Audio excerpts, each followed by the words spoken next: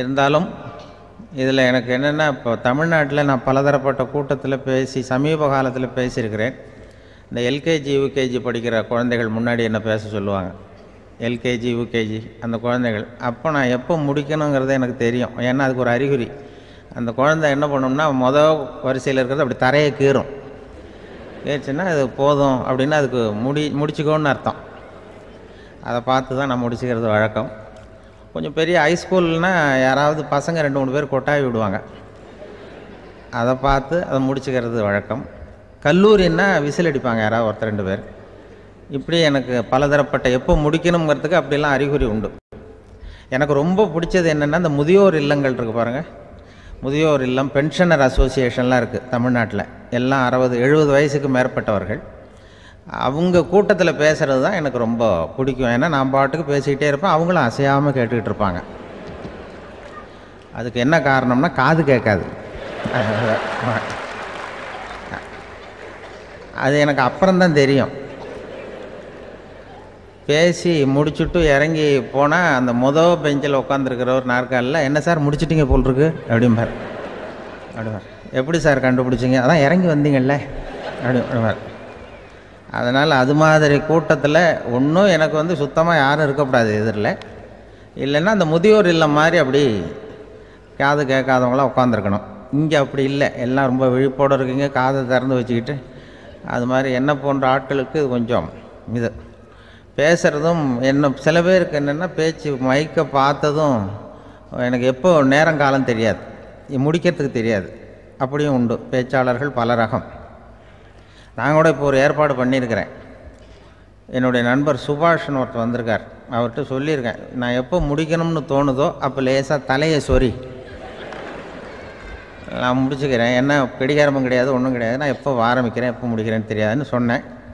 இதே மாதிரி கும்பகோணத்தில் சமீபத்தில் ஒரு கூட்டத்துக்கு போகும்பொழுது அந்த ஏற்பாட்டாளரை உட்கார வச்சு, நீ முடிக்கணும்னு தோன்றப்போ தலையை சொரியா நான் புரிஞ்சுக்கிறேன்னு சொல்லிவிட்டு, பெரியோர்களே தாய்மார்களேன்னதும் உடனே தலையை சொன்னார்.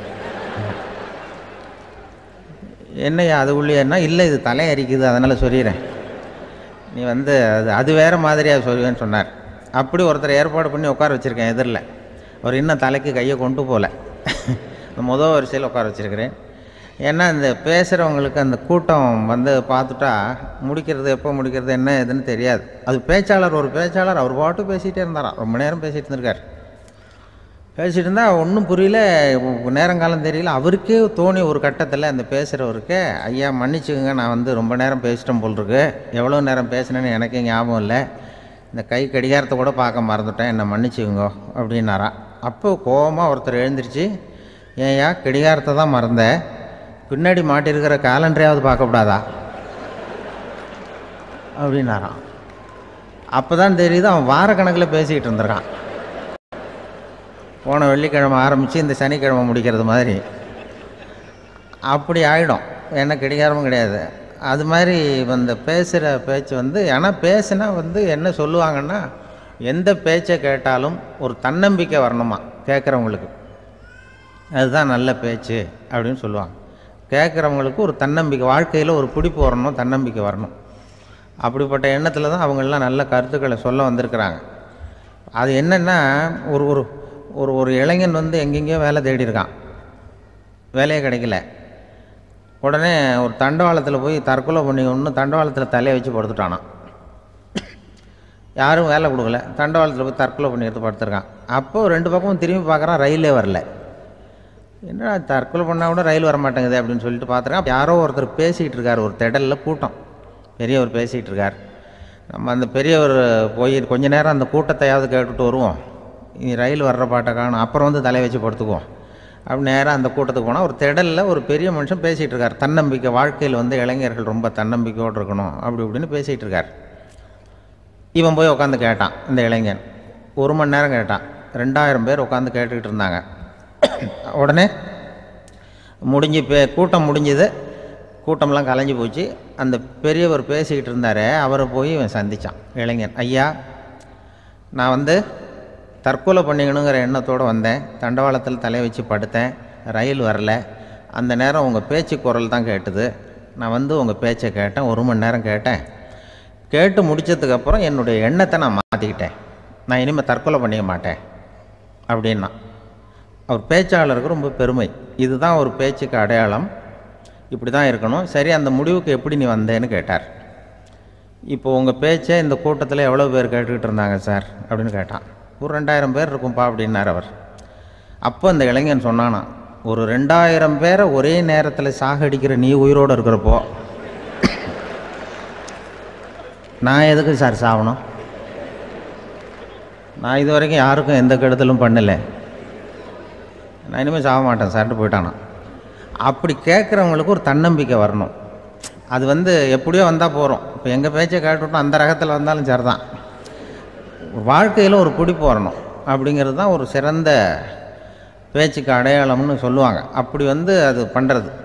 இதில் என்னென்னா, இந்த மனிதனுக்கு அந்த சிரிப்பு இருக்குது பாருங்கள், அதை பற்றி சொல்லுவாங்க. நகைச்சுவை குடும்பத்தில் நகைச்சுவை உணர்வு இருந்ததுன்னா குழப்பமே வராதுன்னு சொல்லுவாங்க. இந்த பேச்சாளர்கள் என்னென்னா, சில பேர் தெளிவாக பேசி குழப்புறவங்க இருக்கிறாங்க, குழப்பமாக பேசி தெளிவுபடுத்துகிறவங்க இருக்கிறாங்க. அப்படிப்பட்ட பேச்செல்லாம் உண்டு. குழப்பமாக பேசி தெளிவுபடுத்துறது யாருன்னா சித்தர்கள். நம்ம பழைய சித்தர் பாட்டெல்லாம் பார்த்திங்கன்னா படிக்கிறதுக்கு குழப்பமாக இருக்கும், ஆனால் அது கருத்து தெளிவாக இருக்கும். அதுதான் குழப்பமாக பேசி தெளிவுபடுத்துகிறவரெலாம் பழைய நம்ம சித்தர்கள். தெளிவாக பேசி குழப்புறவங்க இருக்கிறாங்க சில பேச்சாளர் இருக்காங்க. ஒருத்தன் ஆடு மேய்ச்சிக்கிட்டு இருந்தானா, ஒரு ஆடு மேய்ச்சிக்கிட்டு இருந்திருக்கிறான் ஒரு திடலில். அந்த ஆடு மேய்க்கிற அந்த ஆள் ரொம்ப தெளிவாக பேசணும்னு நினைக்கிறவன். அவர்கிட்ட போய் கேட்டிருக்கான், அந்த ஆள்கிட்ட போய் ஒருத்தன் கேட்டான், மந்தையில் எத்தனை ஆடுப்பா இருக்குது அப்படின்னா. அப்போ அவன் சொன்னான், ஆடு மேய்க்கிறவன், சார் எதையும் தெளிவாக கேட்கணும், நீ கருப்பாட்டை கேட்குறியா வெள்ளாட்டை கேட்குறியா அப்படின்ட்டுருக்கான். கருப்பாடு அது ஒரு 50 இருக்குது அப்படின்னா. சரி, வெள்ளாடு எத்தனை இருக்குது அப்படின்னா, அதுவும் 50 தான் இருக்குது அப்படின்ட்டுருக்கான். என்ன ரெண்டும் ஒரே ஆன்சர் தானே சொல்கிறான் அப்படின்னு சொல்லி, சரி இந்த ஆடெல்லாம் எவ்வளவு புல் சாப்பிடும் ஒரு நாளைக்கு? சார் மறுபடியும் தெளிவாக கேளுங்க, கருப்பாடா வெள்ளாடா? கருப்பாடு அப்படின்னா 10 கிலோ சாப்பிடும். சரி, வெள்ளாடு அதுவும் 10 கிலோ சாப்பிடும். ரெண்டுக்கும் அதே தான் சொல்கிறான். சரிப்பா, இது எல்லாம் எவ்வளவு பால் கறக்கும் இந்த ஆடெல்லாம்? சார் திருப்பி சொல்ல, தெளிவாக கேளுங்க, கருப்பாடா வெள்ளாடான்னா? கருப்பாடு தினம் 5 லிட்டர் கறக்கும், வெள்ளாடு அது 5 லிட்டர் தான் கறக்கும் அப்படின்னா. இப்படியே இவன் தெளிவாக பேசி இவன் என்ன சொல்லிட்டு வரான்னு தெரியல. ரெண்டும் ஒரே ஆன்சர் தான், அப்புறம் எதுக்கு பிரித்து பேசுகிற, ரெண்டும் ஒன்று தாடா சொல்கிறேன்னு இருக்காரு. அப்படி இது ஆரம்பத்திலே கேட்டால் சொல்லிட்டு போகிறேன்.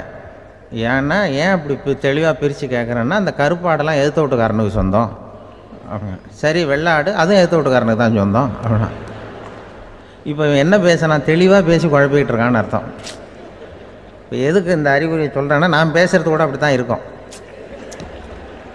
ஏன்னா குழப்பமாக பேசி தெளிவுபடுத்துகிறவர்கள் பின்னாடி வராங்க, அவங்க கொஞ்சம் அவங்க. அதனால் நம்மளால் முடிஞ்ச வரைக்கும் கொஞ்சம் தெளிவாக பேசி உங்களை குழப்பி வச்சோம்னா அவங்க பின்னாடி பார்த்துக்குவாங்க. அதுதான் எனக்கு எங்கள் ஊர்லேயே ஒரு பேர், எங்கள் ஊர் நண்பர்கள் கூட இங்கே வந்திருக்கிறாங்க. எங்கள் ஊரில் இருக்கிறவங்க இந்த ஊரில் வேலை பார்க்குறாங்கங்கிறது எங்கள் ஊர் பக்கத்து ஊர் இப்போ தான் தெரியும். வந்த பிறகு நண்பர்கள்லாம் பார்த்தாங்க, எங்கள் ஊர் பையங்கள்லாம் இங்கே இருக்கிறாங்கங்கிறது எனக்கு இப்போ தான் தெரியும். எங்கள் ஊரில் அவங்களுக்கு தெரியும் எனக்கு பேர் என்னென்னா, எல்லாம் நல்லா செய்வேன், கொஞ்சம் பொய் சொல்லுவேன் அப்படிம்பாங்க. அதுக்கு இப்போவும் சொல்லுவாங்க. எங்கள் ஊரில் ஒரு பெரியவர் கேட்டார், உனக்கு சின்ன வயசுலேயே உனக்கு ரேடியோவில் வேலை கிடைக்கும்னு எனக்கு தெரியும்ப்பா அப்படிம்பார் ஒரு தாத்தா. அது எப்படி தாத்தா உங்களுக்கு தெரியும், அவ்வளோ தீர்க்க தரிசனமா? ஆனால் இல்லை நீ சின்ன வயசில் கூட ஒரு பொய்யை கூட நிஜ மாதிரி பேசுவேன், அதனால தான் உனக்கு அங்கே வேலை கிடச்சிது அப்படின்னு சொல்லுவாங்க. அது மாதிரி இந்த பொய் சொல்கிறதுல கொஞ்சம் அதுதான் என்கிட்ட உள்ள குறையே தவிர, கொஞ்சம் பொய் சொல்லுவேன், வேறு மற்றதெல்லாம் தெளிவாக இருக்கும். இதுவே சொன்னாராம், அதாவது கடவுள்கிட்ட போய் புகார் பண்ணாங்களாம். கடவுள்கிட்ட போய் ஒருத்தர் புகார் பண்ணியிருக்கிறார், நீ படைத்த மனுஷன்லாம் பூலோகத்தில் பொய் சொல்கிறாங்க, ரொம்ப எல்லோரும் பொய் சொல்கிறாங்க, நீ படைத்த மனுஷன் சரியா இல்லை அப்படின்னு கடவுள்கிட்ட போய் புகார் பண்ணாங்களாம். அப்போ கடவுள் சொன்னாராம், என்னை யாரும் ஏமாற்ற முடியாதுப்பா, நான் அதுக்கு ஒரு ரிமோட் கண்ட்ரோல் மாதிரி ஒன்று வச்சுருக்கேன், இங்கே பாரு, எதிர்த்தாவில் பாரு என்ன தெரியுது அப்படின்னா பிரம்மாண்டமான செவுரு, அதில் லட்சக்கணக்கான எலக்ட்ரிக் பல்புலாம் சொருவிருக்கு அதெல்லாம். அப்போ கடவுள் சொன்னாராம், புகார் சொன்னவனை கூப்பிட்டு, இதை பாருப்பா, எலக்ட்ரிக் பல்பு, பூலோகத்தில் நாம் படைத்த மனிதர்கள் யாராவது பொய் சொன்னால் இங்கே விளக்கு எரியும், எந்த ஏரியாவில் எவ்வளவு விளக்கு எரியுது அப்படிங்கிறத பார்த்து நான் கண்டுபிடிச்சிருவேன், நான் படைத்த மனிதர்களை என்னை ஏமாற்ற முடியாது, எவ்வளவு பேர் எங்கே பொய் சொல்கிறாங்கிறது இந்த விளக்கை பார்த்து கண்டுபிடிச்சிருவேன் நான் கடவுள். இப்படி சொல்லிகிட்டு இருக்கும்பொழுது எல்லா விளக்கம் எரிஞ்சுதான். அப்போ புகார் பண்ணவங்க கேட்டிருக்கான், இது ஏதாவது ஒயரிங்கில் கோளாறாக இருக்குமா சார், இது ஏன் இப்படி எல்லாம் எரியுது அப்படிங்கிறப்ப கடவுள் சொன்னாராம், இல்லை இப்போ பொறு, இப்போ வந்து சிங்கப்பூரில் தென்கட்சி சுவாமிநாதன் பேசிக்கிட்டு இருக்கார், இன்னும் ஒரு 15-20 நிமிஷத்தில் சரியாக போடும் அப்படின்னாராம். அப்படி சொல்லுவாங்க என்னை பற்றி கொஞ்சம் பொய் சொல்கிறதுங்கிறது. அதுக்காக உங்ககிட்ட வந்து பொய் சொல்ல முடியாது. நான் பொய் சொல்கிறதுனா அந்த முன்னாடி சொன்ன முதியோர் இல்லம் அங்கே வேணால் சொல்லலாம், எதை சொன்னாலும் கேட்க போகிறதில்ல, அப்படி சொல்லலாம். ஏன்னா இப்போ இதில் என்னென்னா, இவங்க ஐயாக்கெல்லாம் இங்கே வந்ததும் பெரியவங்கள்லாம் சொன்னாங்க, முஸ்தபா சார்லாம் சொன்னார், இங்கே வந்து முன்னாடிலாம் எங்கள் மனிதர்கள் எந்த அளவுக்கு இப்போ வந்து ரொம்ப ஆக்கப்பூர்வமாக வளர்ந்துருக்கிறார்கள். முன்னாடிலாம் சினிமா நடிகர்களுக்கு தான் இது மாதிரி கூட்டங்கள்லாம் வரும், சினிமா சம்மந்தப்பட்டவங்களுக்கு இது மாதிரி ஏதாவது நல்ல விஷயங்களை பேசுகிறவங்களுக்கு கூட்டம் வர்றது வந்து ஒரு பெரிய ஆரோக்கியமான அறிகுறி, எங்களுக்கெல்லாம் ரொம்ப மகிழ்ச்சியாக இருக்குது சார்னு சொன்னார். அது இப்போ அதுக்கு தான் வந்திருப்பீங்க, வேறு ஒன்றும் இப்போ எங்கள் முகத்துக்காக வந்திருக்க போகிறீங்க, அப்படி ஒன்றும் கவர்ச்சியான முகமா அதுவும், அதனால் வந்து முகத்தை பார்க்குறதுக்கு தான் வந்திருக்கிறாங்க அப்படின்னு சொல்லி. ஆனால் இந்த ரேடியோவில் நான் கொஞ்ச காலம் வெளியில் தெரியாமல் இருந்தேன். அப்போ என்ன பண்ணுவாங்கன்னா, என்ன வருவாங்க எங்கள் ரேடியோ ஸ்டேஷனுக்கு வருவாங்க, சார் அந்த தினம் ரேடியோவில் பேசுகிறாரு இன்று ஒரு தகவல், அவர் முகத்தை பார்த்துட்டு போகணும் சார் அப்படின்ட்டு வருவாங்க. ஏன்னா இப்போ தொலைக்காட்சியில் வர்றதில்லை. அதில் என்னென்னா, அப்படி ஒரு தடவை வர்றவங்க அடுத்த தடவை வர்றதில்லை. அப்போ தான் புரியுது, ஓஹோ அவங்க ஆள் யாருன்னு தெரிஞ்சுக்கிறதுக்கு தான் வராங்க, வேறு ஒன்றும் ஒரு பெரிய கவர்ச்சி. அதனால் இந்த கூட்டம் வந்து ஏதோ எங்களுடைய கவர்ச்சின்னா அவர் ஐயா சுகிசிவம் கொஞ்சம் கவர்ச்சியாக தெரிகிறார், அதனால் அவருக்காக அந்த கூட்டமாக வேணா இருக்கலாம், வேறு எனக்கு அந்த நம்பிக்கை இல்லை. ஐயா சாலமன் பாப்பாவுக்கு சுத்தமாக அந்த நம்பிக்கை இருக்காது. அதனால் நாங்கள் வந்து ஏமாந்து போட மாட்டோம், ஏதோ எங்களை பார்க்க தான் வந்திருக்கிறாங்க எல்லோரும் அப்படின்னு. என்ன அவங்களுக்கு கருத்துன்னா, நல்ல குடும்பம், நல்ல மகிழ்ச்சியாக வாழ்வது எப்படி, நல்ல குடும்பத்தை எப்படி நடத்துறது, இது மாதிரி நல்ல கருத்துக்களை இப்போ ஜனங்கள்கிட்ட பரிமாறிக்கணும்னு இந்தியாவிலையும் தமிழ்நாட்டிலையும் சில நிகழ்ச்சிகளை அவங்க நடத்திட்டு இருக்கிறாங்க. ஐயா அவர்கள் கிராமப்புறங்களில் நகர்ப்புறங்கள்லாம் ஜனங்களை கூப்பிட்டு நல்ல விஷயத்தை சொல்லுது. குடும்பங்கிறது இப்போ வந்து ரொம்ப கஷ்டம். இப்போ எப்படின்னா, ஒரு 600 வருஷத்துக்கு முன்னாடி மனுஷனுக்கு இருந்த நெருக்கடி இருக்குது பாருங்கள், ஒரு 600 வருஷத்துக்கு முன்னாடி மனுஷனுக்கு எவ்வளோ நெருக்கடி இருந்ததோ அதுபோல் 40 பங்கு இப்போ அதிகமாகிட்டு தான் கண்டுபிடிச்சி சொல்லியிருக்கிறாங்க. அவ்வளவு நெருக்கடிக்கு மத்தியில் நாம் வாழ்ந்துக்கிட்டு இருக்கிறோம். ஒரு 600 வருஷத்துக்கு முன்னாடி என் தலையில் 1 கிலோ வச்சுக்கிட்டு நின்னேன்னு வைங்க, இப்போ 40 கிலோ வச்சுக்கிட்டு நிற்கிறேன். அப்படி ஒவ்வொரு மனுஷனுக்கும் வாழ்க்கையில் நெருக்கடி அதிகமாக போச்சு. இப்போ இந்த நெருக்கடியில் முன்னாடிலாம் யாரோ ஒருத்தர் தான் தியானம் பண்ணுவாங்க. தியானம்னா ஒருத்தர் 2 பேர் காட்டுக்கு போய் தியானம் பண்ணிகிட்டு இருப்பாங்க 600 வருஷத்துக்கு முன்னாடி. இப்போ வீட்டுக்கு வீடு தியானம் நடக்குது. ஏன்னா அந்தளவுக்கு வாழ்க்கையில் ஒரு நிம்மதி வேணும் அப்படின்னு சொல்லி பண்ணிட்டாங்க. அதுக்கு தான் இயற்கை கொடுத்துருக்கிற ஒரு இயற்கையான வைத்தியம்தான் சிரிப்புங்கிறது. இதை பற்றி பெரியவங்கள்லாம் இப்போ ஆராய்ச்சி பண்ணிகிட்டு இருக்கிறாங்க. சிரிப்புங்கிறது நாம் பிறந்து ஒரு 6 மாதத்தில் தான் முதல் தடவையாக விவரமாக சிரிக்க ஆரம்பிக்கிறோமா. நம்ம பிறந்து 6 மாதத்துக்கு, அதாவது முதல் தடவை சிரிக்க ஆரம்பிக்கிறது ஒரு 6ஆவது வாரம், 1.5 மாதத்தில் தான் குழந்தை வந்து விவரமாக சிரிக்க ஆரம்பிக்குது. அப்புறம் அப்படியே சிரிக்க ஆரம்பிக்கிறோமா. அதையெல்லாம் இப்போ கணக்கு எடுத்துருக்குறாங்க. ஒரு குழந்தை ஒரு நாளைக்கு 200 தடவை சிரிக்குதான் ஒரு குழந்தை. பெரியவங்கள்லாம் 15 தடவை சிரிக்கிறாங்களாம். 200 தடவை சிரிச்சுக்கிட்டு இருந்த நாம் அப்படியே குறைஞ்சி 15 ஆகிட்டு. அதனால தான் இருதய நோயெல்லாம் வருது, ஹார்ட் அட்டாக்லாம் வருதுன்னு கண்டுபிடிச்சிருக்கிறாங்க. 200 சிரிப்புக்கு வந்து அது வந்து இயல்புத்தன்மை, மனுஷனுடைய இயல்புத்தன்மை சிரிக்கிறது. அதுக்கு ஜோக்கே தேவைப்படாது. ஆனால் இப்போ காலங்காலமாக நாம் என்ன போதிக்கப்பட்டு வந்திருக்கிறோம்னா, சிரிப்புங்கிறது ஒரு பாவமான செயல். ஒரு முதலாளிக்கு முன்னாடி தொழிலாளி சிரித்தா மரியாதை குறைச்சல், ஒரு கணவனுக்கு முன்னாடி மனைவி சிரித்தா மரியாதை குறைச்சல், அது மாதிரி ஒரு வாத்தியாருக்கு முன்னாடி பையன் சிரித்தா மரியாதை குறைச்சல், ஒரு ஆஃபீஸருக்கு முன்னாடி பியூனு சிரித்தா மரியாதை குறைச்சல், இப்படின்னு சொல்லி சிரிப்புங்கிறது ஏதோ மரியாதை குறைவான செயல்னு காலங்காலமாக நாம் போதிக்கப்பட்டு வந்திருக்கிறோம். இப்போ மரபு ரீதியாகவே அந்த சிரிப்பு வந்து நம்மகிட்ட சிறைப்பட்டுருக்கு தான், அடங்கி போச்சு. அந்த சிறைப்பட்டிருக்கிற சிரிப்பை வெளியில் கொண்டு வர்றதுக்கு தான் ஜோக்குன்னு ஒரு சாவியை போட வேண்டியிருக்கு. வேறு இந்த ஜோக்குக்கும் சிரிப்புக்கும் சம்மந்தம் இல்லை. அதை ஏற்கனவே இருக்கிறத வெளில கொண்டு வரதுக்கு ஒரு சாவி மாதிரி உபயோகப்படுதுன்னு இப்போ அதை பற்றி ஆராய்ச்சி பண்ணுறவங்களாம் சொல்கிறாங்க. ஏன்னா சிரிப்புக்கு ஜோக்கு தேவைப்படாது. இப்போ ஒரு குழந்தை தொட்டிலில் படுத்துருக்குன்னு வைங்களேன், குழந்தை தொட்டிலில் இருக்குது, அது முகத்துக்கிட்ட போய் ஒரு கிளுகிழுப்பை ஆட்டுங்க சிரிக்கும். அந்த கிளுகிழுப்பை சத்தமே சிரிக்க வைக்கிறதுல அதுதான் மனுஷனுடைய இயல்புத்தன்மை. அது என்ன ஜோக்காது, சத்தம். ஒரு கிளுகிழுப்பையை கொண்டு போய் குழந்தை முகத்துக்கிட்ட ஆட்டினா சிரிக்குதே, அதுதான் இயல்புத்தன்மை. அதே கிளுகிழு போய் ஒரு தாத்தா மூஞ்சிக்கிட்டு ஆட்டுங்க, கோவம் வந்துடும், அடிக்க வருவார். என்னடா விளையாட்டு இது அப்படிம்பார். ஏன்னா அவர் சிரிச்சுக்கிட்டு இருந்தவர், அப்படி இருந்தவர் ஒரு காலத்தில்.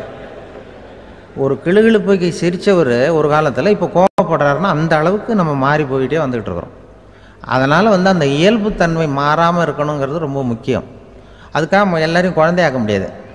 மனுஷன் எல்லோரும் இனிமேல் வயசுங்கிறது கூட ஆகிட்டே தான் இருக்கும். அதுக்காக குறைச்சிக்கிட்டே போக முடியாது. அதுக்கு யாராவது மருந்து கண்டுபிடிச்சாதான் உண்டு. ஆனால் ஒருத்தர் மருந்து கண்டுபிடிச்சாராம், சொல்லுவாங்க. ஒரு டாக்டர் ஒரு மாத்திரை கண்டுபிடிச்சாராம். ஒரு மாத்திரை சாப்பிட்டா ஒரு வயசு குறையும், ஒரு மாத்திரை சாப்பிட்டா ஒரு வயசு குறையும் அப்படின்னு ஒரு மாத்திரையை கண்டுபிடிச்சிருக்காரு. ஒரு பாட்டி அம்மா, 90 வயசு பாட்டி, அது போயிருக்கு. அதே டாக்டர்கிட்ட போய், ஐயா எனக்கு ஒரு பாட்டில் மாத்திரை கொடுங்க, இந்த வயசு குறையிற மாத்திரை அப்படின்றது. அவர் ஒரு பாட்டில் கொடுத்தார் மாத்திரை. பாரும்மா பாட்டியம்மா, ஒரு மாத்திரை சாப்பிட்டா ஒரு வயசு குறையும், எடுத்துகிட்டு போகணும்னு கொடுத்துருக்காரு டாக்டர். இந்த 90 வயசு பாட்டி எடுத்துகிட்டு வீட்டுக்கு வந்துட்டு மறுநாள் அதே டாக்டர்கிட்ட போயிருக்கு. 30 வயசு பொண்ணாக போச்சான். 30 வயசு பொண்ணாக மாறி அதே டாக்டர்கிட்ட போயிருக்கு. இடுப்பில் ஒரு கை குழந்தை, அது சட்டை கிட்ட போடாமல் கட்டவரில் வாயில் வச்சுட்டு உட்காந்துருக்கு. நேராக டாக்டர்கிட்ட போய், டாக்டர் நேற்று வந்தேன், ஏதோ ஒரு மாத்திரை சாப்பிட்டா ஒரு வயசு குறையுன்னீங்க, நான் ஏதோ ஒரு ஆர்வத்தில் ஒரு 30-40 மாத்திரை சாப்பிட்டேன், இப்படி ஆகிட்டேன் அப்படின்னு. இப்போ டாக்டர் சொல்லியிருக்காரு, இதுக்கு ஏமா வருத்தப்படுற, எல்லோரும் வயசு குறையணும்னு தான் நினைக்கிறாங்க, உனக்கு வயசு குறைஞ்சிட்டுது, நீ சந்தோஷப்படு, இதுக்கே மறுபடியும் என்னிட்ட வந்திருக்கிற அப்படின்னாரான் டாக்டர். அப்போ அந்த அம்மா சொல்லித்தேன், என்னை பற்றி பரவாயில்ல டாக்டர், என் இடுப்பில் பாருங்கள் கை குழந்தை, இது சட்டை கிட்ட போடாமல் உட்காந்துருக்கு, கட்டவரில் வாயில் வச்சுட்டு உட்காந்துருக்கு, இது ரொம்ப ஆர்வத்தில் ஒரு 70 மாத்திரையை சாப்பிட்டு விட்டுது, இது என் வீட்டுக்காரரு. இவர் இடுப்பு விட்டு கீழே இறங்க மாட்டேங்கிறார். நான் எதையாவது கொடுத்து இனிமேதான் வயசை கூட்டி இறக்கி விடுங்க டாக்டர் அப்படின்னு தான். அவர் ஏதோ நமக்கும் இதுக்கும் சம்மந்தம் இல்லைங்கிறது மாதிரி கட்டாரில் வச்சுட்டு அவர் பாட்டு உட்காந்துருக்கார். ஏதோ நமக்கு இந்த உலகமே இல்லை, நமக்கு சம்மந்தம் இல்லைங்கிற மாதிரி உட்காந்துருக்கார். இப்படியே நான் தூக்கிட்டு எங்கே அலையிறது அப்படின்னு தான். அதனால் வயசை குறைக்கிறது இயற்கைக்கு விரோதமாக நாம் பண்ண முடியாது. ஆனால் இந்த இயல்புத்தன்மை மாறாமல் வச்சுக்கலாம். குழந்தை மாதிரி மாற முடியாதே தவிர அந்த குழந்தை தன்மையோடு வாழறதுக்கு கற்றுக்கணும். அதுதான் வாழ்க்கையில் இன்பமாக வாழறதுக்கு வழி. குழந்தைத்தனமாக இருக்கக்கூடாது, குழந்தை தன்மையோடு இருக்கணும்னு சொல்லுவாங்க. குழந்தை தன்மைங்கிறது வேறு, குழந்தைத்தனம்ங்கிறது வேறு. அப்படி ஒரு மாத்திரை கண்டுபிடிச்சிட்டா இப்போ யாராவது ஒருத்தவங்க இடுப்பில் குழந்தைய தூக்கிட்டு போனால் போய் கேட்கணும், ஏம்மா இது ஏன் வீட்டுக்காரரா உன் குழந்தையா அப்படின்னு கேட்டு அதுக்கப்புறம் அவருக்கு வணக்கம் சொல்லணும்.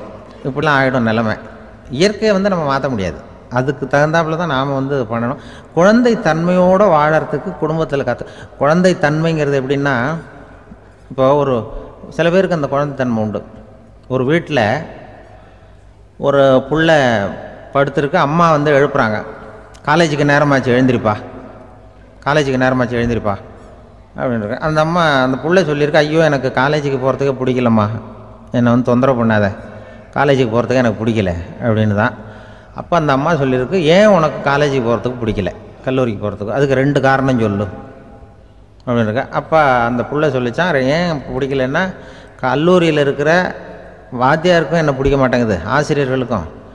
2வது காரணம், கல்லூரியில் படிக்கிற மாணவர்களுக்கும் என்னை பிடிக்கல, அதனால் நான் காலேஜுக்கு போக மாட்டேன்ற குழந்தை புள்ள சொல்லியிருக்கு. அம்மா அப்படிலாம் நீ இதுக்காக போகாமல் இருக்கக்கூடாது, நீ போய் தான் ஆகணும் அப்படின்னு பிடிவாதமாக அந்த அம்மா பிள்ளைய எழுப்புனாங்களாம். சரி நான் எதுக்கு காலேஜ் போகணும்னு சொல்கிறேன், அதுக்கு நீ 2 காரணம் சொல்லு அப்படின்னு தான் அந்த புள்ள. அப்போ அந்த அம்மா சொன்னாங்களாம், நீ ஏன் காலேஜுக்கு போகணும்னா, முதல் காரணம் உனக்கு வயசு 52, 2வது காரணம் நீ தான் பிரின்சிபால் அப்படின்னு தான்.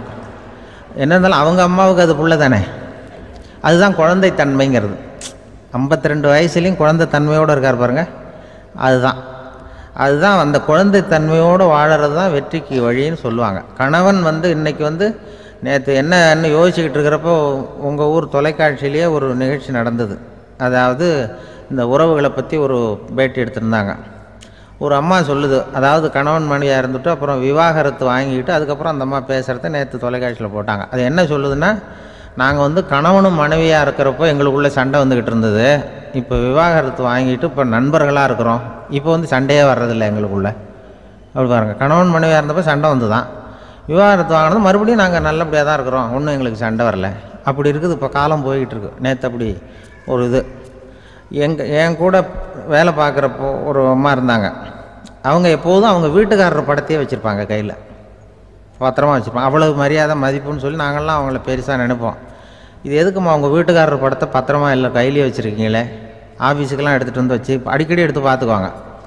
அவ்வளவு பிரியமாக அவங்க வீட்டுக்காரர் இல்லை. ஆமாம், எனக்கு வந்து ஏதாவது பிரச்சனை வந்துவிடுதுன்னா உடனே எங்கள் வீட்டுக்காரர் படத்தை எடுத்து பார்ப்பேன். பரவாயில்லையே இப்படி ஒரு இதாக. ஆமாம், இதை பார்த்துட்டு நினச்சிக்குவேன், இதை விட பிரச்சனை வேறு என்ன இருந்துட போகுது உலகத்தில் அப்படின்னு நினச்சிக்குவேன். உடனே எனக்கு எல்லாம் போயிடும் அப்படின்ட்டு தான். அப்படி ஒரு அம்மா இருந்தாங்க, இப்போ இருக்காங்க, வேலை பார்த்துக்கிட்டு இருக்காங்க. அப்படிலாம் இங்கே இருக்கிற தாய்மார்கள் பெண்கள் யாராவது அப்படி கூட பண்ணலாம். யாரா எப்போதுமே உங்கள் வீட்டுக்காரர் படத்தை கையில் வச்சுக்கோங்க.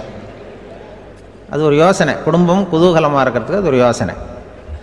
அதே மாதிரி இவங்களும் அவங்க படத்தை வச்சுக்கலாம், வச்சுக்கிட்டு பிரச்சனை வரும்பொழுது பார்த்துக்கணும்.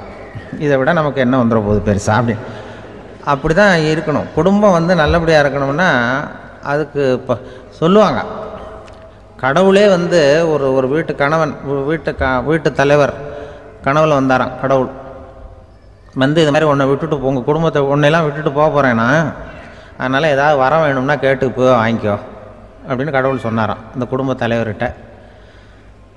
அவருக்கு என்ன கேட்குறதுன்னு புரியல. கடவுள் வந்து விட்டுட்டு போகிறேங்கிறார், ஏதாவது வரம் கேட்டுக்கோ அப்படின்னு நம்ம என்ன பண்ணுறது, என்ன கேட்குறதுன்னு ஒன்றும் புரியல. குழம்பிக்கிட்டு இருந்தான் அந்த ஆள் கனவில். இப்போ கடவுள் சொன்னாராம், சரி நீ ரொம்ப குழப்பமாக இருக்க, நாளைக்கு மறுபடியும் உன் கனவில் வரேன், அதுக்குள்ளே நீ முடிவு பண்ணி வை, உனக்கு என்ன வரம் வேணுமோ கேட்டு வாங்கிக்கோ, உனக்கு வரம் கொடுத்துட்டு நான் போயிடுறேன், உன்னை விட்டுட்டு போகிறதா நான் முடிவு பண்ணிட்டேன் அப்படின்ட்டுருக்காரு கடவுள். சரி ஒரு நாள் அவகாசம் கொடுங்க, நாளைக்கு நான் அதுக்குள்ளே முடிவு பண்ணி வைக்கிறேன்ட்டு அவர் வந்தார். மறுநாள் முழிச்சுக்கிட்டார். முழிச்சுக்கிட்டு மனைவி மகன் மக்கள் எல்லோரையும் கூப்பிட்டார், குடும்பத்தில் எல்லாரையும். இப்படி வாங்க, இது மாதிரி நேற்று கனவுல வந்தார் கடவுள், நம்மளை விட்டுட்டு போக போகிறாராம், என்ன வரம் வேணும்னு கேட்டு வாங்கிங்கோ அப்படின்னு போய் சொல்லிட்டார். என்ன கேட்குறதுன்னா அப்படின்னு அந்த கணவன் கேட்குறான். இந்த மனைவி சொல்கிறாங்க, என் உடம்பு பூரா நகையாக இருக்கணும் அப்படின்னு கேள் அப்படின்ட்டுருக்கு. அதுக்குள்ளே அந்த ஒரு பொண்ணு ஓடி வந்து, அப்படிலாம் கேட்காதப்பா கடவுள்கிட்ட, இப்போ இருக்கிற சொத்து எவ்வளோ இருக்கோ அதுபோல் இன்னொரு பங்கு வேணும்னு கேள் அப்படின்னு. அந்த பையன் வந்து அவன் வேறு சொன்னான், அவன் அது நமக்கு வந்து இது போல் ஒரு 10 பங்காவது வேணும், 2 பங்களா கார் வேணும் அப்படின்னு அவன் ஒரு லிஸ்ட்டை கொடுத்தான். இவர் என்ன கேட்குறதுன்னு முடிவு பண்ணுறதுக்குள்ள அங்கே வேலை செய்கிற அம்மா, ஒரு வயசான அம்மா வந்திருக்கு, வேலை செய்கிற அம்மா. அது வந்து சொல்லிச்சான் இவர்கிட்ட, தப்பாரு கடவுள்கிட்ட அப்படிலாம் கேட்காதப்பா, நாளைக்கு வரும்பொழுது என்ன வர வேணும்னா எங்கள் குடும்பத்தில் எல்லாரும் அன்பாக இருக்கணும் பாசமாக இருக்கணும்னு கேட்டு வாங்கிக்கோ, வரத்தை அன்பு பாசம் குடும்பத்தில் எப்போதும் நிலவணும்னு கேட்டு வாங்கிக்கோ, வேற எல்லாம் நம்ம பார்த்துக்கலான்னு அந்த பெரியம்மா சொல்லிச்சான். மறுநாள் அதே மாதிரி படுத்து தூங்கினார். கடவுள் கனவுல வந்தார்.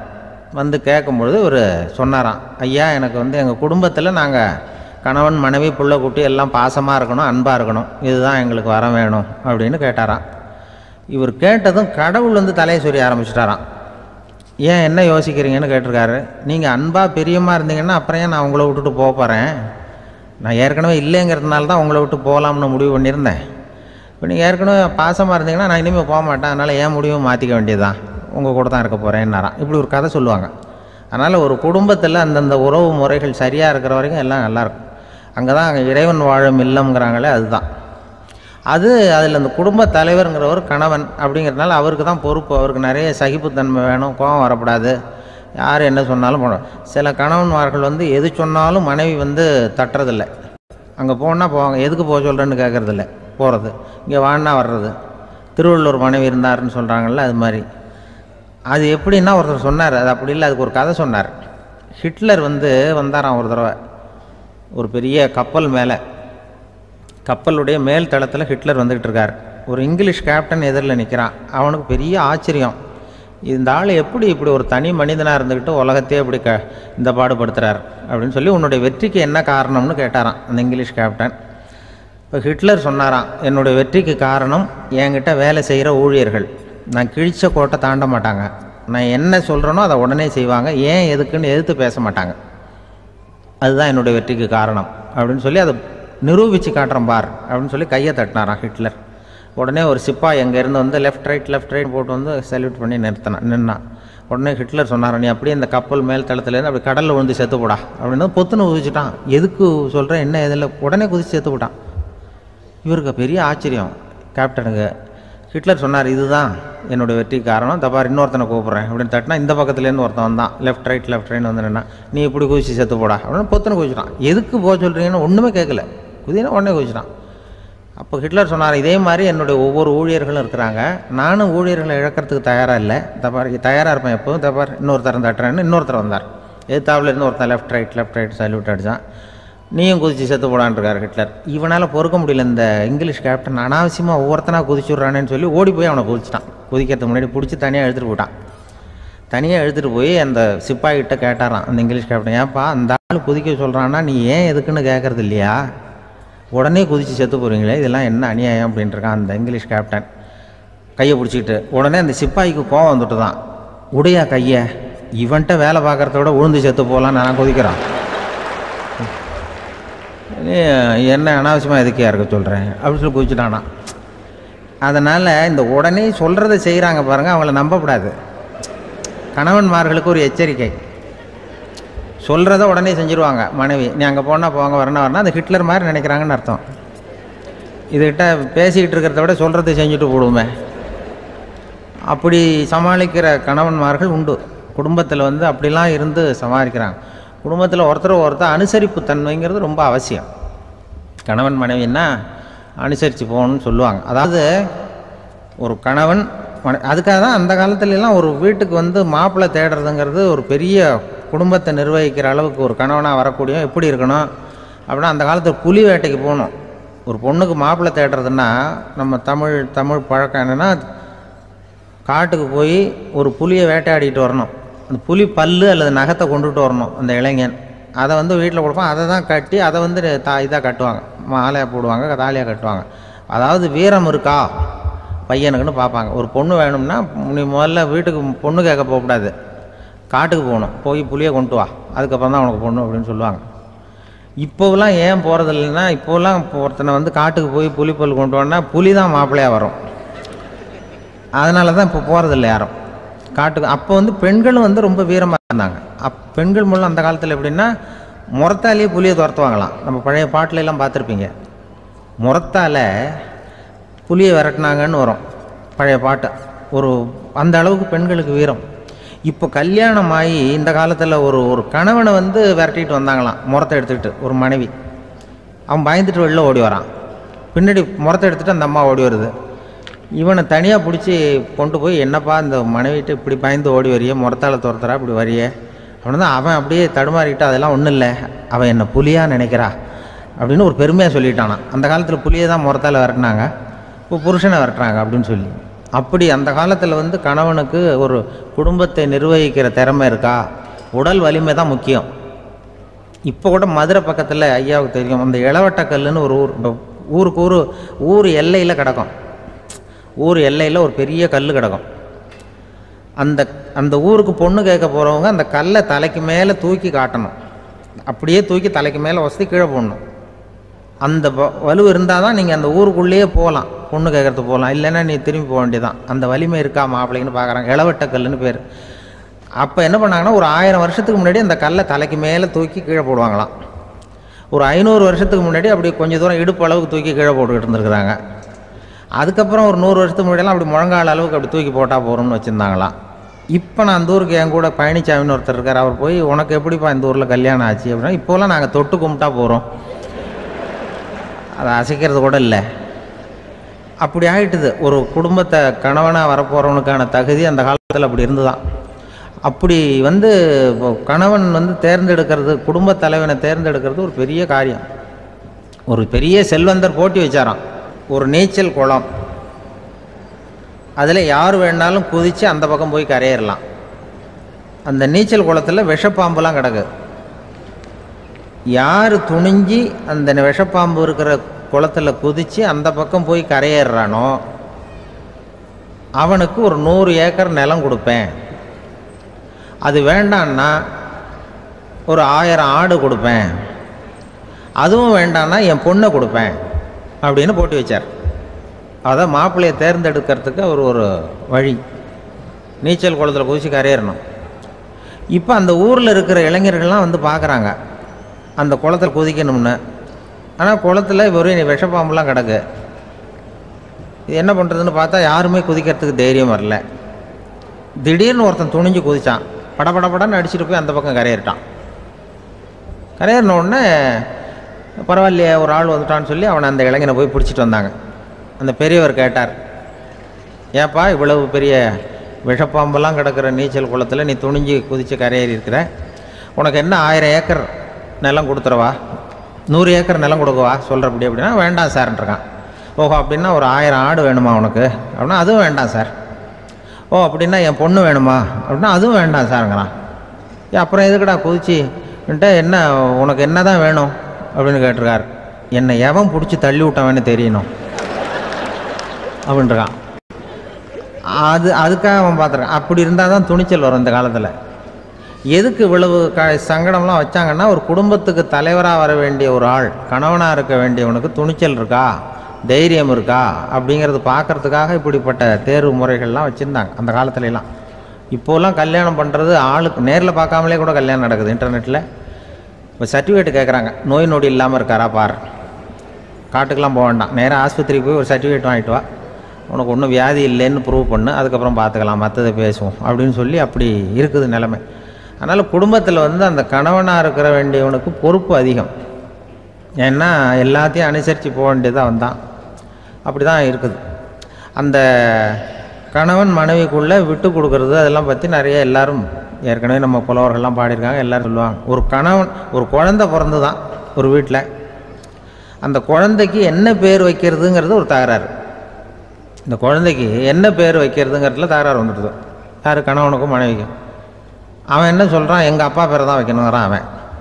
இந்த அம்மா என்ன சொல்லுது, இல்லை எங்கள் அப்பா பேரை தான் வைக்கணும் அப்படிங்குது.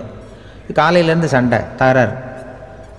எதிர்த்த வீட்டுக்காரன் பார்த்தான், இது என்ன காலையிலேருந்து எதிர்த்த வீட்டில் தகராறு நடக்குது, என்னென்னு போய் கேட்டிருக்கான். என்னம்மா உங்களுக்கு உள்ள தகராறு, காலையிலேருந்து பார்த்தேன் அப்படின்னா, ஒன்றும் இல்லைம்மா, எங்கள் குழந்தைக்கு பேர் வைக்கிறதுல எங்களுக்கு உள்ளே ஒத்து போக முடியல, நான் எங்கள் அப்பா பேரை வைக்கணுங்கிறேன், அந்த அம்மா அவங்க அப்பா பேரை வைக்கணுங்குது, அதுதான் எங்களால் குடும்பத்தில் ஒரு நிம்மதி இல்லாமல் இருக்கிறோம், தகராறு பண்ணிகிட்ருக்கோம் அப்படின்னு நானா. அப்போ எதிர்த்த வீட்டுக்காரன் சொல்லியிருக்கான், எதிர்த்த வீட்டுக்காரன்னு நான் எதுக்கு இருக்கிறேன், நான் பஞ்சாயத்து பண்ணி வைக்கிறேன், உங்களுக்குள்ளே என்ன இது பேர் தானே வைக்கணும், ஏன்ப்பா உங்கள் அப்பா பேர் என்ன அப்படின்னு அவனை கேட்டிருக்கான். எங்கள் அப்பா பேர் சீனிவாசன் அப்படின்ட்டுருக்கான். இந்த அம்மாவை உங்கள் அப்பா பேர் என்னம்மா, கிருஷ்ணன் அப்படின்னு சொல்லி. இவன் யோசித்து பார்த்தான், குழந்தைக்கு சீனிவாச கோபாலகிருஷ்ணன்னு பேர் வைங்க போங்க அப்படின்ட்டு போயிட்டான். ஏற்ற விட்டுக்கு தீர்த்து வச்சுட்டு போயிட்டான். போனதுக்கப்புறம் இவங்க 2 பேரும் பேசிக்கிட்டாங்க. சரி, இந்த சீனிவாசன் சரி கிருஷ்ணன் சரி, நடுவில் கோபாலம் யார் அப்படின்னு சொல்லி அவனை போய் இழுத்துட்டு வந்தான். எழுத்து வீட்டில் போய் அது யார்ரா, அது இங்கே வா, அது யார்ரா கோபாலன் அப்படின்னா, அது எங்கள் அப்பா பேர், நீ அதை மட்டும் எதுக்கு விட்டு வைக்கிற, அதையும் சேர்த்து வச்சுட்டு போடான்னு. அதாவது குடும்பத்தில் ஒரு கணவனும் மனைவியும் ஒரு சின்ன விஷயத்தில் கூட ஒத்து போகலன்னா இப்படி தான் ஏற்று வீட்டுக்காரன் பஞ்சாயத்துக்கு வருவான். கோபாலன்னு குறுக்க வருவான் ஒருத்தன். அப்படி அந்த அனுசரிப்புங்கிறது குடும்பத்தில் ரொம்ப அவசியம். கணவனும் மனைவி அது ஒன்றுக்கு மேலே இந்த கல்யாணம் பண்ணிக்கிறாங்கல்ல, அது ரொம்ப அவஸ்தை. ஒருவனுக்கு ஒருத்திங்கிறது நம்ம இதெல்லாம் சொல்கிறது. ஒன்றுக்கு மேற்பட்ட திருமணங்கள் சங்கடத்தில் தான் கொண்டு விடும். நிறைய சொல்லுவாங்க. உலகத்திலேயே ஒரு பெரிய இது என்ன தெரியுங்களா, இயற்கை நிர்ணயம் பண்ணுது. இப்போ நம்ம சில பேருக்கு எனக்கு பொம்பளை பிள்ளை வேண்டாம் ஆம்பளை பிள்ளை வேண்டான்னு சொல்லி இந்த ஸ்கேன் பண்ணி என்னென்னவோ பண்ணிகிட்டு இருக்கிறாங்கல்ல. ஆனால் இயற்கை அந்த 50-50 ரேஷியோவை அது மெயின்டைன் பண்ணிகிட்ருக்கு. இந்த உலகத்தில் ஒரு அதிசயமான உண்மை என்னென்னா, 116 ஆம்பளை பிள்ளை பிறந்தா 100 பொம்பளை பிள்ளை பிறகுதான். உலக அளவில் 116 ஆம்பளை பிள்ளை பிறந்தா 100 பொம்பளை பிள்ளை பிறகுது. இது எதுக்கு 16 அதிகமாக பிறகுதுன்னா, அந்த வாலிப வயசு அடையிறதுக்குள்ளே 16 செத்து போகுது. 16 அங்கங்கே ஓடுறது கொஞ்சம் முரட்டத்தனமாக போகிறதுனால செத்து போகுது. அந்த 50-50 இந்த ஒருத்தருக்கு ஒருத்தங்கிற ரேஷியோவை இயற்கை மெயின்டைன் பண்ணிகிட்டு இருக்கு. அது ஒரு பெரிய அதிசயம். அதை விட பெரிய அதிசயம் என்னென்னா, இந்த உலக யுத்தம் நடந்ததில்ல, முதல் உலக யுத்தம், 2வது யுத்தம், அப்போ பார்த்துருக்குறாங்க, கணக்கு எடுத்துருக்குறாங்க. அந்த யுத்தம் முடிஞ்ச பிறகு 116 ஆம்பளை பிள்ளைக்கு பதிலாக 160 170 பிறக்க ஆரம்பிச்சுதான். 100 பெண் குழந்தைக்கு 170 180 ஆண் குழந்தை. இது எதுக்குன்னா, அந்த போரில் செத்து போகுதில்ல ஆம்பளை பிள்ளைகள், அதை ஈடுகட்டுறதுக்காக அதிகமாக பிறக்க ஆரம்பிச்சிருக்கு. அந்த அளவுக்கு இயற்கை ஒரு பெரிய ரேஷியோவை மெயின்டைன் பண்ணுது. அதாவது ஒருவனுக்கு ஒருத்திங்கிறத அது சொல்லிகிட்டு இருக்கு. புறாவெல்லாம் வளர்த்திங்கன்னா, நான் கூட புறா வளர்த்துருக்குறேன் ஊரில். புறா வளர்த்திங்கன்னா ஒரு தடவைக்கு 2 முட்டை தான் விடும் ஒரு வீட்டுக்கு. அந்த 2 முட்டையும் குஞ்சு பறிச்சுன்னா அதில் ஒன்று ஆணாக இருக்கும், ஒன்று பொண்ணாக இருக்கும். அது எந்த முட்டை ஆண் எந்த முட்டை பெண்ணுங்கிறத இயற்கை நிர்ணயம் பண்ணுது. அதை வந்து நம்ம மாற்றவே முடியாது. ரெண்டையும் அந்த பெண்ணாவோ ரெண்டையும் ஆணாவோ மாற்ற முடியாது நம்ம. அதனால் அந்த இயற்கையை புரிஞ்சுக்கிட்டு நாம் நடந்துக்கணும். அதனால தான் ஒரு கணவன் ஒரு மனைவி, அதான் ஒருத்தருக்கு ஒருத்தங்கிறது. ஒன்றுக்கு மேலேனா சங்கடம் தான். ஒரு பஸ்ஸில் வந்து ரெண்டு பெண்கள் வந்துக்கிட்டு இருந்தாங்களாம். பஸ்ஸு பிரயாணம். 2 பெண்கள் வந்து பக்கத்தில் உட்காந்துருக்காங்க. அந்த கண்டக்டரை கூப்பிட்ருக்காங்க, இங்கே வாயா அப்படின்னு அந்த ஒரு அம்மா கூப்பிட்ருக்கு. என்னம்மா அப்படின்ட்டுருக்கார். வந்து இந்த ஜன்னலை திறந்து விட்டு போ அப்படின்னு. சரின்னு பக்கத்தில் இருந்த ஜன்னலை திறந்து விட்டு அவர் போயிட்டார். பக்கத்தில் இருந்தாமா உடனே இங்கே வாயா மறுபடியும் வாயான்னு கூப்பிட்ருக்கு. வந்து என்ன இந்த ஜன்னலை மூடி விட்டு போ அப்படின்ட்டுருக்கு. மூடி விட்டு போனார். மறுபடியும் அந்த முன்னாடி கூப்பிட்டது வாமா வாயான்னு மறுபடியும் கண்டக்டரை கூப்பிட்டு, என்ன இந்த பார், இந்த ஜன்னலை வந்து நீ மூடி வச்சின்னா நான் மூச்சு திணறி செத்து போடுவேன். அப்புறம் உடனே பக்கத்தில் இருந்தம்மா தபாரியா அந்த அம்மா பேச்சை கேட்டுட்டு நீ திறந்து வச்சின்னா நான் குளிர் தாங்காமல் செத்து போடுவேன் அப்படின்னு. அவர் தலையை பிச்சுக்கிறார் கண்டக்டர். என்னடா பெரிய ரொம்ப போச்சேன்னு. கொஞ்சம் தூரம் பிரயாணம், இதில் கூட அட்ஜஸ்ட் பண்ணி போகக்கூடாதா அப்படின்னு. அப்போ அந்த பஸ்ஸில் பின்னாடி ஒருத்தன் கடைசி சீட்டில் வெயில் தாங்காமல் சட்டையெல்லாம் கட்டி போட்டுட்டு ஒரு கிராமத்து ஆள் பீடி குடிச்சிட்டு வரான். அவர் கூப்பிட்ருக்கான் அந்த ஆள், அந்த கண்டக்டர், இங்கே வாயா அங்கே என்ன தகராறு அப்படின்னு. அந்த எதிர்த்து வீட்டுக்காரன் வந்தானே முன்னாடி பஞ்சாயத்துக்கு, அது மாதிரி கண்டக்டர் இங்கே வாயா, அவன் ஏன் நீ என்ன சொல்ல போகிற அப்படின்ட்டு வந்திருக்கான். சட்டையெல்லாம் கட்டி போட்டு பீடி குடிக்கிறான். பீடி புகையை ஊதிவிட்டு அங்கே என்ன தகராறு அப்படின்னு கேட்டிருக்கான். ஒன்றும் இல்லையா, அந்த அம்மா வந்து ஜன்னலை திறந்தா செத்து போவேங்கிறது, இந்த அம்மா ஜன்னலை மூடுனா செத்து போவேங்கிறது. நான் என்னையா பண்ணுறது ஒரு ஆள், இதுக்கு ஏன் கவலைப்படுறேன், நான் சொல்கிறத கேள்வி, நான் தீர்த்து வைக்கிறேன் பிரச்சனையை அப்படின்னு சொல்லிவிட்டு பீடியை எடுத்துவிட்டு புகையை ஊதிவிட்டு சொன்னானா, கொஞ்ச நேரம் அந்த ஜன்னலை மூடி வை, அந்த அம்மா செத்து போவோம், அப்புறம் திறந்து வை, இந்த அம்மா செத்து போவோம், நாம் நிம்மதியாக போகலாம் அப்படின்னு சொல்லிட்டு பீடி குடிக்க ஆரம்பிச்சிட்டான். அவருக்கு கோவம் வந்துட்டுது கண்டக்டருக்கு. உனக்கு என்னையா நீ பாட்டுக்கு சொல்லிட்டு போடுவ, அந்த 2 அம்மாவும் செத்து போச்சுன்னா அவங்க வீட்டுக்காரனுக்கெல்லாம் யார் பதில் சொல்கிறது அப்படின்னா, கவலையே படாத, 2 பேருக்கும் நான் தான் வீட்டுக்காரன். அதனால தான் அந்த யோசனையை சொன்னேன் அவங்ககிட்ட. அப்புறம் இதுதான் அந்த ஒன்றுக்கு மேலே போச்சுன்னா அது இயற்கைக்கு விரோதம், இப்படிலாம் ஆகும். அதனால தான் அவன் அவ்வளவு ஒன்றுமே வேண்டான்ட்டு கடைசி பெஞ்சில் போய் சீட்டில் உட்காந்துக்கிட்டான். அப்படி அது இயற்கையை புரிஞ்சுக்கிட்டு வாழணுங்கிறது முக்கியம். குடும்பத்தில் வந்து கணவனுடைய பங்கு என்ன, மனைவனுடைய பங்கு, குழந்தை குட்டிகள்லாம் சொல்லுவாங்க. அப்படி இருக்கணும். கணவன்கிறவனுக்கு நிறைய சகிப்புத்தன்மை தேவைப்படுது. மனித நேயம்ங்கிறத பற்றி சொல்லுவாங்க. மனித நேயம் ஏன்னா ஒரு கணவன் கணவனாக இருக்கணும், மனைவி மனைவியாக இருக்கணும். ஒரு மனுஷன் வந்து இன்றைக்கி வந்து மனிதனாக இல்லை, மனித நேயம் குறைஞ்சி போச்சு, எது குடும்ப உறவுகள்லாம் ரொம்ப மாறி போச்சுன்னு சொல்கிறேன். இப்போ நாகரிகத்தில் அப்படி தான் இருக்குது. ஒரு இதில் ஒருத்தன் என்ன பண்ணியிருக்கிறான், ஒரு சின்ன பையனை கொண்டு வந்தானா, ஒரு சின்ன பையன் பக்கத்தில் இருக்கான். ஒரு பெரியவர் கேட்டிருக்கார், யாருப்பா அந்த பையன் அப்படின்னு கேட்டிருக்கார். இவன் சொன்னான்னா, இந்த பையன் எனக்கு தூரத்து உறவு, எனக்கு தூரத்து உறவுன்னு இருக்கான். சரி, தூரத்து உறவுன்னா எப்படி அப்படின்னு கேட்டிருக்கான். இந்த பையன் எங்கள் அப்பாவுக்கு 8வது பிள்ளை அப்படின்னானா. கூட பிறந்தவனே அவ்வளோ தூரமாக போயிட்டான், 8வதாக பிறந்தான். அப்படி இருக்கு குடும்ப உறவுகள்ங்கிறது. மனுஷனுக்கு வந்து வேல்யூ விஞ்ஞானம் எப்படி போட்டிருக்குன்னா, ஒரு மனித உடம்பில் இருக்கிற கால்சியத்தை மட்டும் தனியாக எடுத்தால் ஒரு சின்ன ரூமுக்கு வெள்ளை அடிக்கலாமா. ஒரு மனுஷ உடம்பில் இருக்கிற பாஸ்பரஸை மட்டும் தனியாக எடுத்தால் ஒரு 40 நெருப்பு குச்சி தயார் பண்ணலாம். ஒரு மனுஷ உடம்பில் இருக்கிற இந்த கொழுப்பு சத்தை மட்டும் தனியாக எடுத்தால் ஒரு 7-8 சோப்பு கட்டி தயார் பண்ணலாம். அது மாதிரி ஒரு மனுஷ உடம்புல இருக்கிற இரும்பு சத்தை மட்டும் தனியாக எடுத்தால் ஒரு 2 அங்குல அணி 2 செய்யலாம். இவ்வளவுக்கும் விலை போட்டால் 42 ரூபா 50 காசு. இதுதான் மனுஷனுக்கு விஞ்ஞானம் போட்டிருக்கிற விலை. அது எப்போ அது ஒசரும்னா, அவன் மனுஷனாக இருக்கிற வரைக்கும் இருக்கிறப்ப. அதுவும் செத்து போனால் அதுவும் கிடையாது, செத்து போனால் அதுவும் குறைஞ்சிரும். மிருகங்களுக்கெல்லாம் அப்படி இல்லை, செத்ததுக்கு அப்புறம் விலை கூடும். அங்கெல்லாம் எல்லா ஊர்லேயும் பார்த்திங்கன்னா உயிர் கோழி 50 ரூபா, உரிச்ச கோழி 60 ரூபான்னு போட்டிருக்கோம். செத்ததுக்கு அப்புறம் 10 ரூபா அதிகம். மனுஷனை வந்து நீ உயிர் மனுஷன் 42 ரூபா 50 காசு, செத்ததுக்கு அப்புறம் 52 ரூபான்னா நீயே வச்சுக்கிடாது, எனக்கு இது கண்டு போடும்.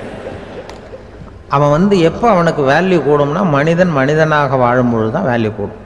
குடும்பத்தில் வந்து அந்த பாசத்தோடு வாழணும்னு கடவுள்கிட்ட கேட்டு சொன்னாங்களே, அதுதான். இந்த சமூகங்கிறதும் ஒரு பெரிய குடும்பம்தான். அதனால தான் இந்த நாட்டுக்கு உள்ள பெருமையை எல்லாரும் ஒற்றுமையாக இருந்தால் எதையும் சாதிக்கலாம்ங்கிறது தான் இந்த நாட்டுக்கு உள்ள பெருமை. அப்படி நிரூபித்தோம். அதனால் சமூகங்கிறதும் ஒரு குடும்பம் மாதிரி இருக்கிறது தான் பெருசு. இப்போ சில இதெல்லாம் இப்போ ஜாதி மத வேறுபாடெல்லாம் வந்து நம்முடைய முன்னேற்றத்தை வந்து தடுக்கும். விலங்குகள் வந்து நம்மளோட மேலானது. அதான் ஒரு ஊரில் ஒரு சிவன் கோயில் இருந்து தான். சிவன் கோயிலில் அந்த புறாவெல்லாம் வளர்ந்துக்கிட்டு இருந்திருக்கு. அந்த மாடத்தில், சிவன் கோயில் மாடத்தில் புறாவெல்லாம் குடியிருந்திருக்கு. உடனே அதுக்கு கும்பாபிஷேகம் பண்ணுறதுக்காக ஊரில் திட்டம் போட்டாங்க. சிவன் கோயிலுக்கு வெள்ளடிக்க ஆரம்பித்தாங்க. வர்ணம் பூச ஆரம்பித்ததும் அதுக்கு சாரம் கட்டுவாங்கல்ல, இந்த குச்சியெல்லாம் வச்சு சாரம் கட்டுவாங்க. உடனே இந்த புறாவெல்லாம் என்ன பண்ணிச்சான், இனிமேல் நம்ம இங்கே வெள்ளை அடிக்கிறாங்க, கும்பாபிஷேகம் வருது, நம்ம இங்கே குடியிருக்க முடியாது, எதிர்த்தாப்புல எங்கே போகலான்னு பார்த்துருக்கு. இந்த உயரம் கோபுரத்தில் இருந்த புறாவெல்லாம் எதிர்த்தாப்புல ஒரு மாதா கோயில் இருந்திருக்கு, சர்ச்சு. அங்கே சில மாடங்களில் புறாவெல்லாம் இருக்குது, சில மாடம் இருக்குது. உடனே நம்மளாம் அங்கே போயிடும் கொஞ்சம் காலத்துக்குன்னு எல்லாம் புறப்பட்டு இந்த மாதா கோயிலுக்கு போயிடுது. அங்கே போனால் அங்கே இருக்கிற புறாவோடு சேர்ந்து இதுவும் குடியிருந்துகிட்ருக்கு. கொஞ்ச நாள் என்னாச்சு, அங்கே கிறிஸ்மஸ் வந்துட்டுது. கிறிஸ்மஸ் வந்ததும் சரி இங்கேயும் வெள்ளடிக்க ஆரம்பிக்கிறாங்க. நம்ம மறுபடியும் எங்கடா போகிறதுன்னு பார்த்தா அங்கே இருக்கிற புறாவோட சேர்ந்து இதுவும் சேர்ந்து நேராக ஒரு பள்ளிவாசல் இருந்தது. எதுக்கு அங்கே இருக்கிற மாடத்தில் போய் அங்கே குடியேறிட்டுது எல்லாம். அங்கே போனால் அங்கே ரமலான் மாதம் வந்து ரம்ஜானுக்காக அதையும் புதுப்பிக்க ஆரம்பித்தாங்க. இது என்ன பண்ணுறதுன்னு சொல்லி இந்த 3 செட்டு புறாவும் சேர்ந்து என்ன பண்ணிச்சு, எங்கே போகலான்னு பார்த்தா மறுபடியும் அதுக்குள்ளே இந்த சிவன் கோயிலில் கும்பாபிஷேகம் முடிஞ்சு போச்சான். முடிஞ்சிருக்கு, அங்கே போடுவோம் எல்லாருன்னு சொல்லி எல்லா புறாவும் அந்த சிவன் கோயிலுக்கு வந்துட்டுது. அங்கே போய் மாடத்தில் அதை குடியிருந்துட்டுது. அப்போ திடீர்னு ஒரு நாள் பார்த்தா ஒரே கலவரம் பூமியில் எல்லாம் ஒருத்தன் அருவாளை தூக்கிட்டு நிற்கிறான், குச்சி எடுத்து ஒருத்தனை சுட்டுக்கிறான். ஒரே கலவரம், சத்தம், ஒரே மத கலவரம் வந்துட்டுது ஊரில். அப்போது புறாவெல்லாம் மாடத்தில் இருந்துக்கிட்டு ஒரு குஞ்சு புறா அவங்க அம்மாட்ட கேட்டு தான், இது என்ன இந்த மனுஷனுக்கு என்ன ஆச்சு, இந்த மனுஷனுக்கு என்ன ஆச்சு, அவன் கத்தியை தூக்கிட்டு நிற்கிறானே அப்படின்னு கேட்டு தான். ஒரு குஞ்சு புறா அவங்க அம்மாட்ட கேட்டு தான், அம்மா புறா. இப்போ அம்மா அந்த புறா சொல்லித்தான், மனுஷனுக்கு இப்போ மதம் பிடிச்சிருக்கு, அதான் கத்தியை தூக்கிட்டு நிற்கிறான் அப்படின்ட்டுருக்கு. இப்போ நமக்கெல்லாம் பிடிக்கலையே அப்படின்னு தான். அப்போ அந்த புறா சொல்லித்தான், அந்த பாருமா, நாம் வந்து இந்த சிவன் கோயிலில் இருந்தாலும் நமக்கு புறான்னு தான் பேர், இந்த மாதா கோயிலுக்கு போனாலும் நமக்கு புறான்னு தான் பேர், பள்ளிவாசலுக்கு போனாலும் நமக்கு புறான்னு தான் பேர். அந்த மனுஷன் அப்படி இல்லை. அவன் இங்கே இருக்கிற வரைக்கும் இந்துன்னு சொல்லுவான், அங்கே மாதா கோயிலில் இருந்தான்னா கிறிஸ்தவன்னு சொல்லுவான், பள்ளிவாசலில் இருந்தான்னா முஸ்லீம்னு சொல்லுவான். அப்போ இப்போ குஞ்சு புறா அது என்ன இப்படி பண்ணுறாங்க மனுஷங்க, இப்போ அவங்கள விட நம்ம வசதி போல் இருக்க, நம்ம தேவலாம் போல் இருக்க அப்படின்னு தான் அந்த குஞ்சு புறா. அப்போ அந்த தாய் புறா சொல்லித்தான், உண்மைதான், அதனால தான் நம்ம மேலான இடத்துல இருக்கிறோம், அவன் கீழே நிற்கிறான் இன்னமும் அப்படின்னு சொல்லித்தான். இதுதான் அந்த குடும்பம்ங்கிறது, சமுதாயம்ங்கிறது ஒரு பெரிய குடும்பம். அது இந்த புறாகிட்டேருந்து மனுஷன் கற்றுக்க வேண்டியிருக்கு. அப்படி இருக்குது இன்றைக்கி மனுஷனுடைய நிலைமை. அதை வந்து புரிஞ்சுக்கணும். அப்படி தான் ஒவ்வொரு இதுலேயும் நாம் வந்து நடந்து கொள்ள வேண்டியிருக்குது. மிருகங்கள்டேருந்து கற்றுக்கிற வாய்ப்பெல்லாம் இருக்குது. அப்படி சொல்லுவாங்க. அந்த இதில் வந்து நம்ம குடும்பத்தில் வந்து என்னென்னா, இப்போ இந்த பிள்ளைகளை பற்றி சொல்லுவாங்க. இப்போ ராமர் லட்சுமணர் கதை சொல்லுவாங்க. அதாவது ராமரும் பரதனும் பந்து விளையாடிக்கிட்டு இருந்தாங்களாம் சின்ன வயசில் பந்து விளையாடிக்கிட்டு இருந்தாங்களாம். உடனே ராமர் வந்தாராம்.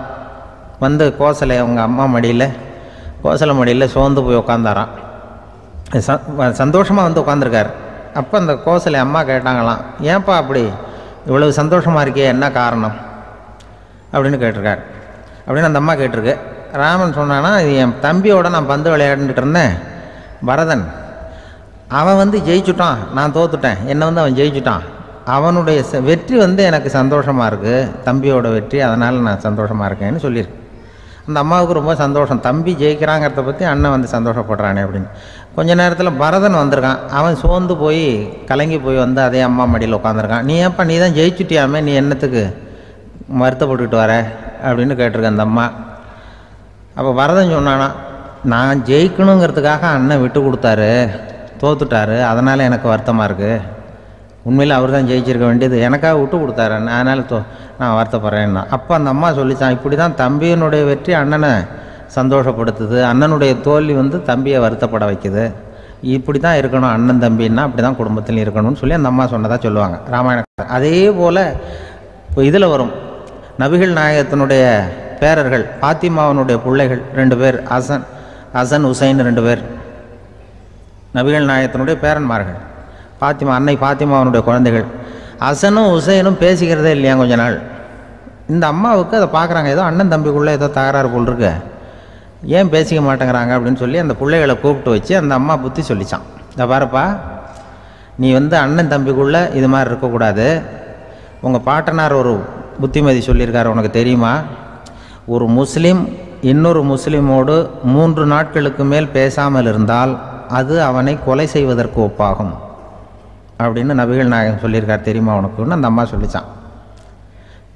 அப்போ அந்த தம்பிக்காரர் சொன்னாராம், உசைன் சொல்லியிருக்கார், அதுவும் எனக்கு தெரியும்.